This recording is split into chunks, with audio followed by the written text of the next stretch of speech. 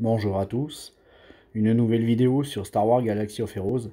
Alors c'est une vidéo un peu particulière sur les Omicrons. Je me suis rendu compte qu'il y avait pour l'instant très peu de vidéos sur le sujet. Alors, les Américains en ont fait beaucoup. Moi qui habite au Québec, là ça pullule. Mais côté français, là j'ai pas trouvé grand chose, donc j'ai décidé d'en parler un petit peu. Je vais faire un classement exhaustif en sachant que c'est mon opinion. Pour faire ce petit classement-là, je vais aussi parler de l'intérêt des Omicrons. J'en ai parlé avec d'autres collègues là. Il y a Green Jojo, Ruby, Dark Lilou est venu aussi un petit peu en parler avec nous. Puis en sachant qu'on n'était pas tous d'accord sur l'intérêt de tel ou tel Omicron. Donc ce classement-là, c'est le mien, en sachant que bah, comme c'est moi qui fais la vidéo, c'est moi qui décide. Mais je vais quand même expliquer un petit peu, parce que par rapport aux arguments que pouvait donner Dark Lilou, il y avait du sens à pourquoi pour lui c'était tel ou tel Omicron. Euh, L'autre affaire aussi, c'est que moi j'ai 5 400 000 de PG, en sachant que j'ai 400 000 PG de Toon G8 qui sert à rien, parce que j'ai tendance à tout monter level 85 et que ça donne dans l'inventaire.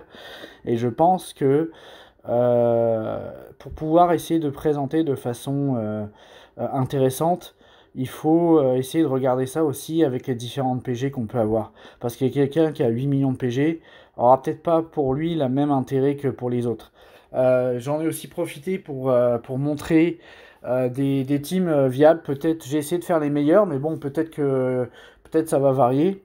Je les ai regroupés par catégorie. Donc il y a d'abord les GA, ensuite les TW, puis on finira par les batailles de territoire. Par contre, le truc c'est que c'est ça, c'est que comme on n'a pas tous les mêmes PG, moi je suis plutôt un milieu de game quoi. Donc forcément la vision que j'ai avec ces Omicron va être forcément faussée, quelqu'un qui débute le jeu ou quelqu'un qui en a qui a 8 millions et que lui ben je prends un exemple par exemple, on s'est posé la question des Omicron en bataille de territoire. Quelqu'un qui a 8-9 millions et qui est dans des guildes où tout le monde a 8-9 millions, je suis pas sûr que ça serve à grand chose parce qu'ils savent déjà faire le maximum d'étoiles. La réflexion que je m'étais faite à propos des Omicron BT, parce que les premières, hein, comme tout le monde, on a réagi en disant ça sert à rien. Vaut mieux les mettre en TW ou vaut mieux les mettre en GA. Sauf que quand on pense un peu en termes de progression de roster, quand vous commencez, là, vous le savez depuis le temps, au départ, c'est important d'avoir une bonne guilde, parce que dans une bonne guilde, on a des meilleures récompenses. C'est important aussi, à l'époque où la reine des escouades était encore intéressante, c'était important d'avoir une team méta pour pouvoir gagner des cristaux, parce que les cristaux, c'est quand même la première source de revenus du jeu. Donc, je vous spoil un petit peu la fin, mais pour moi, les Omicron GA sont quand même les plus importants. Mais quand on réfléchit un petit peu, là, parce que je vais essayer de défendre les Omicron bataille de territoire, même si personnellement j'hésiterais à en mettre, sauf peut-être un, c'est que si ça peut permettre à certaines guildes qui, par exemple, certains combats, c'est systématiquement tout le monde fait 3 sur 4 ou fait 2 sur 4 sur les vagues de certains combats. Si tout le monde pose un Omicron sur une certaine team et que ça permette à tout le monde de faire plus de vagues et de gagner 2 voire 3 étoiles de plus à l'échelle de la guilde, peut-être cet Omicron là il est intéressant parce que le gain que vous allez avoir en ressources peut être important. Donc pour les guides, on va dire milieu de tableau, celles qui ne dépassent pas les 320 millions, on va dire, ou même plus, parce que je pense qu'à partir de 380, on commence à être costaud, mais en dessous, ça reste quand même une majorité de joueurs en milieu de game, un peu comme je le suis. Donc effectivement, les Omicron BT en début de game peuvent être intéressants. L'autre réflexion aussi, pourquoi est-ce que j'essaye de défendre un peu cela, même si encore une fois, personnellement, j'ai pas envie d'investir tout de suite dessus, c'est que de toute façon, les TW sont, je veux dire, il n'y a plus vraiment d'équilibre puisque l'équipe se fait avec les victoires et les défaites. Donc de toute façon, même avec une optimisation, on va quand même finir par tomber sur beaucoup plus fort, surtout sur des guildes comme la mienne qui sont un petit peu milieu de game. C'est-à-dire que dès qu'elle monte un petit peu, je veux dire, elle tombe sur beaucoup trop fort. Là, on a enchaîné une défaite contre un adversaire qui avait, je crois que c'est 80 millions de plus. Surtout qu'il y avait, je crois que c'est 60 GL de plus. Bon, bah voilà, ça se passe au nombre de GL, on a perdu, quoi. On n'en avait pas assez. Puis, juste après, on fait un combat, on passe à juste 25 défense. Et là, c'est l'inverse. C'est nous qui avons 40 GL de plus. Donc, ils n'ont même pas pu passer les 2 premiers territoires. Donc, ça a été une victoire. Voilà, nous, on les a complètement nettoyés. Puis eux, ils n'ont même pas réussi à passer un côté en entier, quoi. Et pour les GA, alors pour la GA, c'est un petit peu particulier. Pourquoi est-ce que je pense que les GA sont quand même intéressantes et meilleures? C'est parce que c'est la même chose, c'est-à-dire vous allez monter, vous allez tomber sur des adversaires de plus en plus forts. Mais par contre, l'avantage avec certains Omicron que je vais présenter, c'est que vous soyez en début de game ou que vous montiez et que vous disiez bah pour l'instant j'ai un peu de défaite, mais quand je vais monter, c'est que ces équipes-là vont vous être utiles tout le temps. Et à chaque fois que vous allez avoir peut-être une chance sur deux de gagner, bah c'est peut-être ces Omicrons-là qui vont faire la différence. Parce qu'à aujourd'hui, les GL sont importantes, mais il y a quand même de plus en plus de soft counter qui arrivent. Y a Maul, il y a Marajad, mais voilà, quand on commence à avoir 3 GL et qu'on a des soft counters à côté, on peut continuer à nettoyer, peut-être perdre, mais en tout cas on va être compétitif, puis les Omicrons peuvent avoir un intérêt. Donc, la première équipe que je vais présenter, c'est Zamwesel. Pour moi, c'est la meilleure. Alors, je vais la casser tout de suite en disant que ce qu'elle va apporter, c'est effectivement un énorme boost de vitesse sur toute la team. Donc, on m'a fait remarquer que si la team est bien modée, avec par exemple en mettant un Gideon ou en mettant un Quill, ben effectivement on va arriver à avoir les vitesses qu'on veut. Maintenant, c'est des personnages qu'on peut aussi avoir envie de mettre ailleurs. Ça fait pas une team de BH complète, alors que là, ça fait une team de BH complète. Mais ce qui est intéressant, c'est que qu'on soit milieu de game ou en fin de game, c'est qu'avec Zam, ça va permettre de contrer certaines teams, parce que c'est bien joli de dire avec un bon modage et de la bonne speed, elle va faire le taf. Il faut arriver à les avoir tous les modes sur tous les persos là. Personnellement, les plus de 25, j'en ai pas tant que ça, quoi. Donc, je regardais beaucoup de joueurs qui sont à 5 millions de GP. Vous regardez combien de plus 25 vous avez. Ça dépasse pas 10, quoi. Donc, c'est compliqué d'avoir toutes les équipes bien modées. Et avec ZAM, bah, ça permet qu'un modage moyen de se dire, peu importe ce que je vais envoyer, ce que je vais attaquer, ça va passer, bah, je vais être plus rapide. Et l'autre affaire aussi, c'est que ce que j'aime avec cette combinaison-là d'escouade, c'est que ça va. J'aime les équipes dans le jeu qui peuvent contrer plein d'autres choses. Par exemple, Padmé, 80% des teams, elle va les contrer. Cette équipe-là, là, telle qu'elle est faite, peut contrer Padmé, peut contrer à peu près tout. Sauf, ça peut contrer par exemple des soldats de l'Empire très très rapides, ça peut contrer une Dark Revan très, très très très très rapide, là, parce qu'il y a une nouvelle Dark Revan avec talon, là, quand on a 380 de vitesse, faut voir ce qu'on envoie, quoi. Bah, cette équipe-là, on va pouvoir l'envoyer. C'est ça l'intérêt, je trouve, de ZAM, c'est que ça rend cette équipe très versatile en attaque. Pour ça que je pense que c'est le meilleur. Alors, deuxième équipe, Aiden Versio. C'est la même raison que pour la première, qu'avec ZAM. C'est qu'avec son Omicron, ça permet de, tout simplement, de pouvoir, encore une fois, pas forcément avoir les meilleurs modes de vitesse, d'aller attaquer des équipes qui ont beaucoup d'attaques en dehors du tour. Son micro est fantastique parce que à chaque fois qu'on se fait attaquer en dehors du tour, on regarde de la vie et de la protection, puis c'est pas un petit peu parce que c'est 20%. Et en plus de ça, on gagne de la jauge de tour. Donc c'est fort, avec en plus sa mécanique qui fait qu'elle va gagner un tour bonus au départ, va pouvoir shooter quelqu'un dès le début, et en plus ça gagne de l'attaque en cumulatif avec Aiden jusqu'à la fin de la partie. Donc si le combat dure, de toute façon à un moment donné vos soldats ils vont finir par taper comme des brutes, quoi. C'est comme un mini Piet amélioré, quoi. C'est pas aussi puissant que Piet, mais ça a à peu près la même mécanique de gain d'attaque jusqu'à la fin de la partie, quoi. Donc je trouve que son Ichron est vraiment génial de ce côté-là. Le troisième que je mettrai, c'est Dash Rendar. Alors en attaque, je connais pas encore très bien l'équipe, mais bon, comme j'en ai déjà parlé précédemment, c'est une équipe que je pense qui est très fort. Vous êtes obligé d'envoyer quelque chose de très gros pour tomber ça. Et justement, pour parler des équipes, que vous ayez 5 millions ou 8 millions, bah, quand vous avez une Dash Rendar, là, selon l'inventeur du joueur qui lui reste pour attaquer, il faut se lever de bonne heure pour tomber Dash Rendar, quoi. Donc c'est pour ça que je trouve que les Omicron de GA vont en les posant, même si on monte en roster, même si par moment on perd, les équipes vont rester, puis ça va rester intéressant jusqu'à la fin du jeu, quoi. Ce que je trouve dommage avec les Omicron, c'est qu'on n'en a vraiment pas beaucoup. Avec tout ce qu'ils ont sorti, là, je trouve ça difficile de choisir. Pour l'instant, j'en ai posé encore aucun. Là, pour vous montrer, j'ai de quoi en poser 4. Donc c'est compliqué de choisir. Pour l'instant, je les ai pas mis parce que pour moi, ça me paraît impensable de mettre un Omicron sur un personnage qui est pagé 13. Donc c'est ce que je me dis. Alors, Hayden, je me pose la question parce que même à 3 étoiles, ça serait peut-être le premier que j'ai envie de mettre. Parce que l'équipe est viable, parce qu'avec son Omicron et ses Oméga et sa Zeta, en fait, tant qu'il y a des soldats de l'Empire en vie, elle peut pas mourir. Donc ça permet que la mécanique soit déjà là, quoi. Donc peut-être elle vaudrait la peine, mais par principe, je me refuse à mettre un Omicron sur un perso qui est pas G13.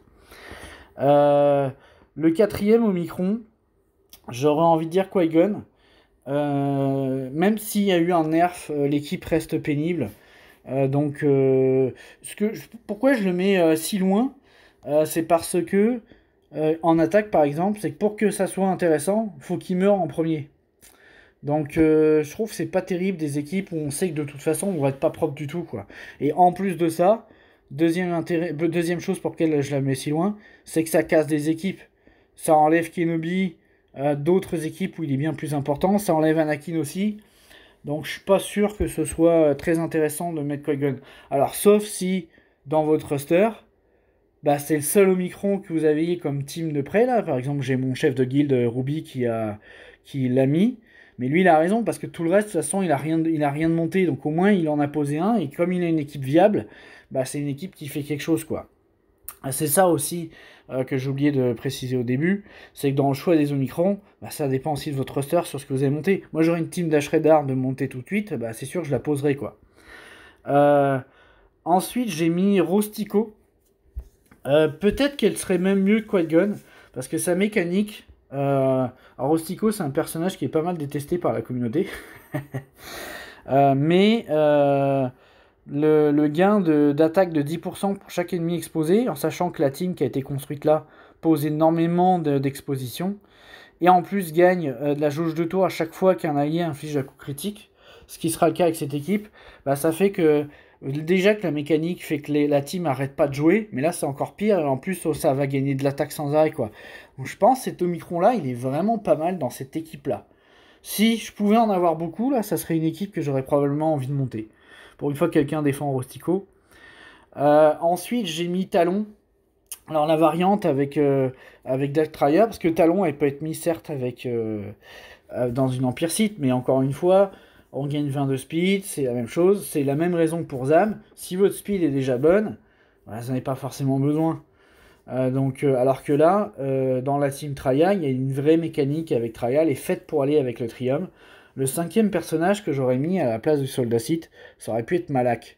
Parce que la capacité de Talon, en fait, c'est que quand quelqu'un a plus de protection, il gagne les tanks taunt. Alors, je sais plus c'est lequel. Ça c'est pour la mécanique avec Traya, ça doit être ici. Lorsque chevalier, non, c'est pas celui-là. Bon, je vais pas faire le kit tout de suite, mais c'est que quand Talon a plus de protection, et ben les tanks taunt. Et avoir un Malak qui a le taunt infini tant que Talon et sans protect, là, ça peut être vraiment vraiment pénible, quoi. L'équipe suivante, c'est Starkiller. Alors pourquoi je le mets en dernier? C'était vraiment la question, c'est soit c'est les meilleurs, soit c'est le moins bon. La raison pour laquelle c'est le meilleur, c'est que Starkiller aujourd'hui est capable de tomber des légendes galactiques, est capable de tomber à peu près tout dans le jeu, sauf quelques légendes galactiques. Pourquoi je le mets en dernier, ou presque, parce qu'il y en a d'autres après qui viennent, c'est parce que c'est à cause des 3 Omicron. L'Omicron est tellement rare que je trouve que c'est gâché de lui en mettre 3. Alors apparemment, si on en met juste un sur lui, l'équipe est déjà viable. Mais je pense que pour qu'il soit vraiment 100% opérationnel, ça lui prend ces 3 Omicron, quoi. Donc c'est pour ça que je le mets si loin, c'est parce qu'il coûte cher en Omicron. Là, moi, actuellement, j'en ai 4, je peux en poser 4. Si j'en mets 3 sur lui, après, il m'en reste plus qu'un. C'est dur. Ensuite, il y a le chef Sherpa. Alors, les Ewoks, là, c'est pas des équipes, c'est pas une équipe qui est extrêmement forte à tomber, mais quand on est en milieu de tableau et puis qu'on a des Ewoks un petit peu de montée, qu'on tombe là-dessus, là, avec l'Omicron, ben, déjà que c'est pénible des fois, mais là, c'est encore pire, quoi.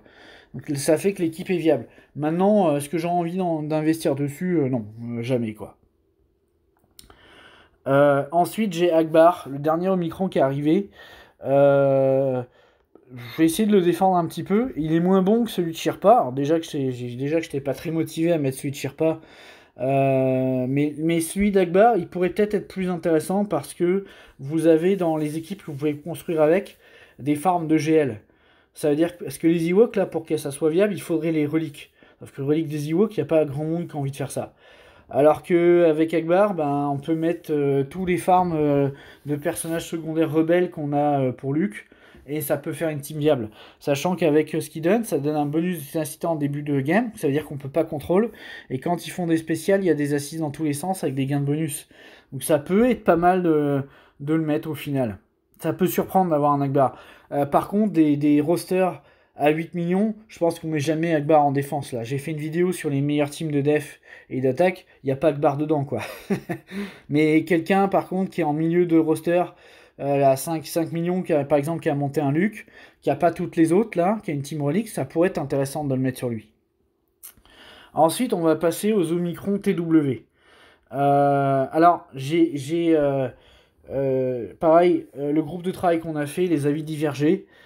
Pour moi, j'ai mis Phasma, tout simplement parce que si une guilde entière met un Omicron, c'est une équipe qu'on peut poser en défense et qui pose problème en défense.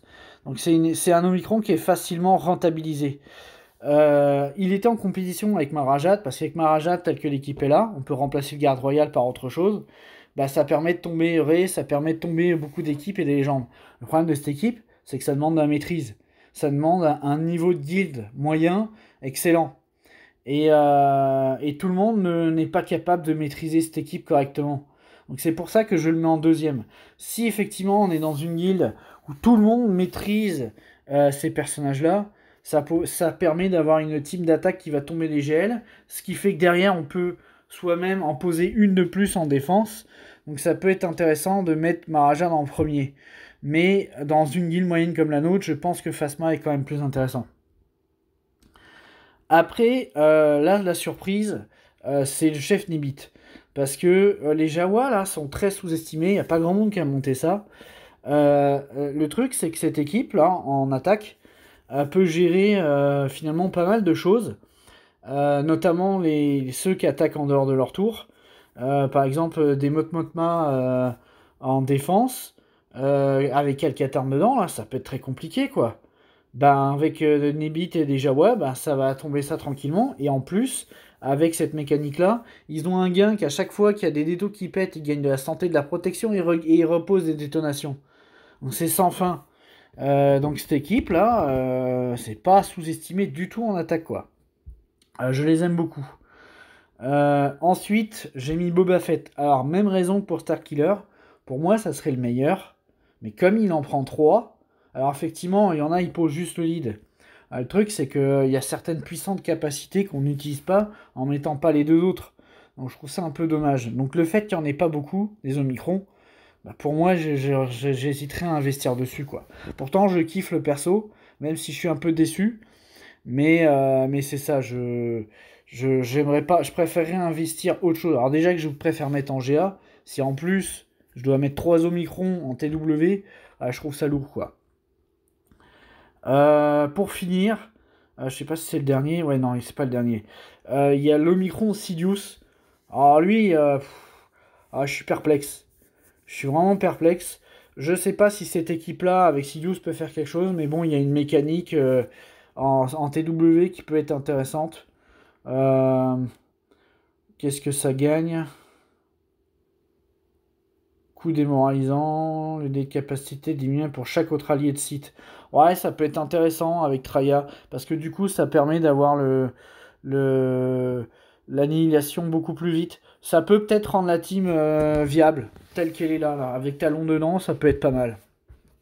Maintenant, moi, je préférerais investir dans les autres avant, là.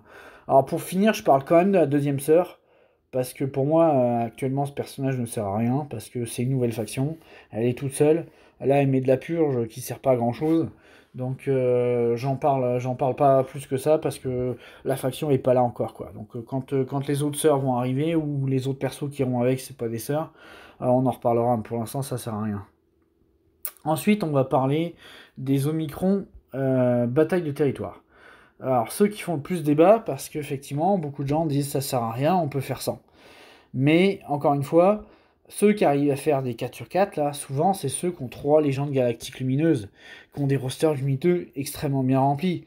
Sauf que si vous avez juste une légende, et que derrière, vous avez la Padmé, la Gas 501, vous n'arrivez pas à faire tous les combats, peut-être ça vaut la peine d'investir dans un Omicron BT là. Si toute la guilde investit sur un Omicron, alors j'ai 4 Katarn que j'ai placé 2 fois parce que il peut être intéressant une troisième fois, on va dire, qu'à Katarn, c'est-à-dire qu'il y a, je crois qu'il y a un combat où il faut que des Jedi. Bah, son Omicron, ça peut être intéressant. Je vais le montrer parce que il n'y a pas de bonus de jauge de tour pour les ennemis. Et ils ne peuvent pas résister à l'influence de la force. Donc c'est une capacité spéciale de Calcatarn qui est assez puissante. Il obtient un cumul de... Alors je crois qu'il obtient un cumul supplémentaire de connexion de la force. Et les bonus de s'appliquent aussi aux autres alliés de Jedi. Ce fait que ça rend les Jedi vraiment, vraiment pétés, quoi. Si vous êtes curieux, allez voir son kit, mais c'est fou. Le fait qu'il donne ses bonus à tous les autres Jedi, c'est vraiment fou, quoi. Donc lui, il peut être intéressant parce qu'il peut être placé dans plusieurs équipes. Je pense que c'est peut-être le premier intéressant à mettre. Sinon, le deuxième, c'est Leia Organa. Alors, celui-là, tout le monde dit il est pas bon. Mais franchement, j'aurais ça en GA. Je le mettrais tout de suite, quoi. 35% de vitesse en plus pour tous les rebelles. Et les alliés récupèrent 100% de santé et de protection au début de chaque affrontement. Donc là, comme c'est en bataille de territoire, c'est-à-dire qu'à chaque vague, ils vont tous récupérer toute leur santé et leur protection. Et lorsqu'un allié rebelle est vaincu, aussi, donc ce que je veux dire, c'est dès qu'il y a un mort, bah, il récupère tout le monde. Et rappelez-vous qu'avec le Han des Neiges, par exemple, qui peut raise, et Cara Dune, qui quand elle a un bonus de pouvoir, revient à la vie, bah, ça veut dire qu'à chaque fois qu'elle meurt, tout le monde récupère 100% de santé et de protection. Et c'est pas fini. C'est qu'en plus, à chaque fois, il gagne 100% d'attaque de cet allié. Donc, c'est juste complètement pété, quoi. C'est-à-dire que si vous avez plusieurs morts pendant le combat, bah, à la fin du combat, c'est quoi les attaques de cette équipe, quoi. Donc, je pense que cet Omicron-là, pour réussir les batailles de territoire, est vraiment très fort. Il n'y en a pas beaucoup des Omicron en bataille de territoire, mais je les trouve très puissants, quoi. Ça permet vraiment de fiabiliser les vagues. Alors, encore une fois, des grosses guildes, ça peut être un peu overkill et ne servir à rien, mais pour des guildes moyennes qui sont, par exemple, je prends des cas là, qui font 16 ou 18 étoiles, bah, vous investissez dans 2 Omicron bataille de territoire, vous allez peut-être passer à 24, quoi. Bon, je dis ça, après chacun voit midi à sa porte, mais c'est vraiment intéressant. Et puis le dernier, c'est Carton Arcy. Alors au départ, je me disais que ça servait à rien, cette équipe-là. J'ai quand même pris le temps de le lire. Les alliés de lance... avec le boost que ça donne, en fait, c'est qu'ils ont 100% de chance de contre-attaque, 2 défense, 2 santé maximale, parce qu'ils sont 5 alliés de l'ancienne République. 100% de défense sur un Zalbar. En chaque fois. Je veux dire, il est costaud le Zalbar. Hein. Pour le coucher, il va falloir se lever de bonne heure, quoi. Surtout si vous avez un Zalbar Relic 7, là, c'est fort. Et tout le monde qui contre-attaque, là, ça peut être pas mal, quoi. Surtout qu'il y a des mécaniques de soins dans cette équipe, là, ça peut être fort. Et lorsque l'Ancienne République utilise une capacité spéciale, il inflige 4 effets de dégâts sur la durée à cible ennemie. Il faut savoir que la Zeta de Cartor Narcisse, si je dis pas de bêtises, 30% de pouvoir d'intensité d'esquive de critique, souffle des dégâts, tous les alliés, c'est ça. Il y a un gain de santé et de protection à chaque fois qu'il y a des dégâts sur la durée. Chaque spécial qui va en mettre une, bah ils vont gagner ils vont prendre 4 dots. Et juste par exemple, lui, il a une spéciale qui met des dots sur tout le monde. Je vais vérifier parce que c'est vrai que j'utilise tellement peu cartes que je suis pas sûr. Bonus d'attaque. Non, il met pas de dot. Est-ce que c'est la basique? Ouais, c'est ça, c'est la basique. C'est la basique qui met des dots. Sauf que je rappelle que le personnage va contre-attaquer à chaque fois. Comme dans les BT, il y a souvent des AOE dans tous les sens. Bah, ça va soigner en boucle, quoi. Donc, il est bon, quoi. Et puis, la dernière chose en plus, c'est qu'à chaque fois qu'un allié attaque en dehors de son tour, donc il récupère 5% de santé de protection, donc il se cumule avec le gain qu'on gagne en mettant des dots, et il gagne 25% d'attaque cumulative jusqu'à la fin de l'affrontement. Bah, c'est fort. C'est insane, quoi. Donc les Omicron BT sont vraiment là pour...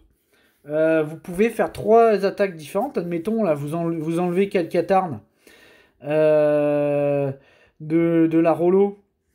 Vous faites une team rebelle sans Calcatarn avec Leia Organa. Vous avez une team viable. Vous faites une team soit avec Mot Mothma, soit avec que des Jedi et Calcatarn, et une team Cartonarcy. Je pense que ces 3 équipes là, peu importe ce qu'elles vont faire, là, ça va faire du 4 sur 4 partout, quoi. Derrière, si vous avez qu'une seule légende galactique lumineuse, ça permet de réussir les 6. Donc je les défends un petit peu, même si encore une fois, je pense que les Omicron GA sont les plus essentiels. Mais je me fais une vraie réflexion sur ces Omicrons-là, parce que c'est très intéressant. Très très intéressant, parce qu'encore une fois, ce qui permet de monter son roster, d'être plus performant en GA, par exemple, c'est les récompenses qu'on a en PvE. Et qu'est-ce qui donne le plus de récompenses en PvE? Je suis même pas sûr que ce soit les raids, je pense que c'est les BT. Donc le fait de faire un maximum d'étoiles en BT, ça change la différence. Quand vous êtes cam ready et qu'en plus vous faites votre part sur les étoiles en BT lumineuses, c'est tout bénéfice.